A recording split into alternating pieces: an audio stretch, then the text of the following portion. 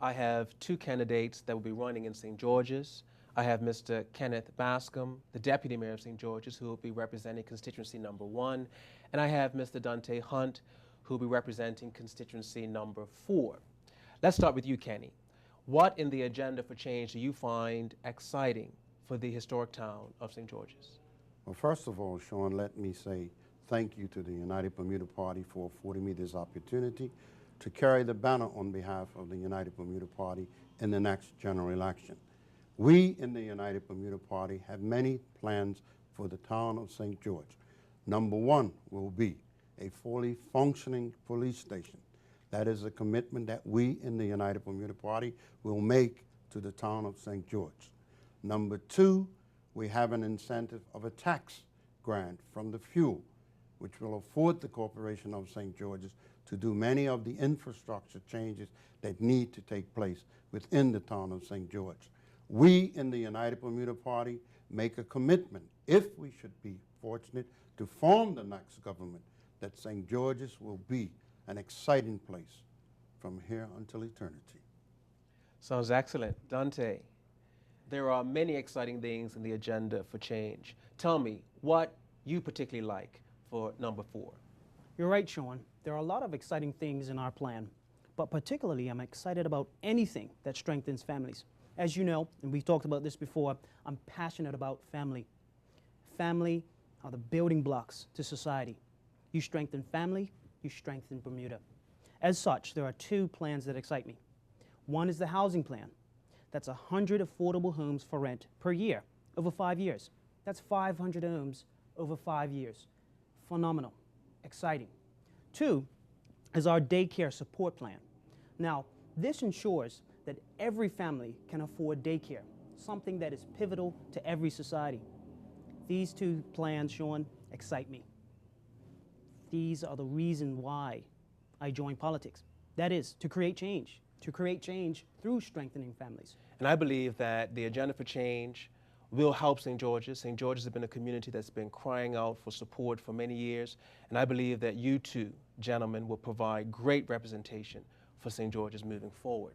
In Warwick, we have 5 candidates committed to building stronger, safer communities. There's an old saying that says, people don't care how much you know until they know how much you care. And they know how much you care when you meet their needs, when you listen. Trying to find solutions or just working together so we can deal with the issues that we have. The 3 main issues that I'm hearing on the doorstep are housing, education, and crime, and more or less in that order. I've sat in living rooms where there have been 10 people in a 2-bedroom house. I've visited people that have lived in trees and on boats and in parks, and so that is something that's very dear to me. And I know that there's a plan that was on the table in '98 that the PLP did not take up and develop, and it was our housing plan, and so we intend to make that a reality, to build this 100 affordable houses. And then when you touch on crime, we really need to be saying drugs drive crime. And I feel that many of the leaders that we have in Bermuda today are just not serious about the drug problem. And you need to really roll up the shirt sleeves, and get it done. And we are going to look at the whole educational system, put things in place that will begin to empower parents, to empower teachers, and to make education the empowerment tool that it should be. People are looking for that sort of leadership. I know the United Bermuda Party has that to offer. I'm a part of that team. A group of people where everybody has their head and the heart in the same place.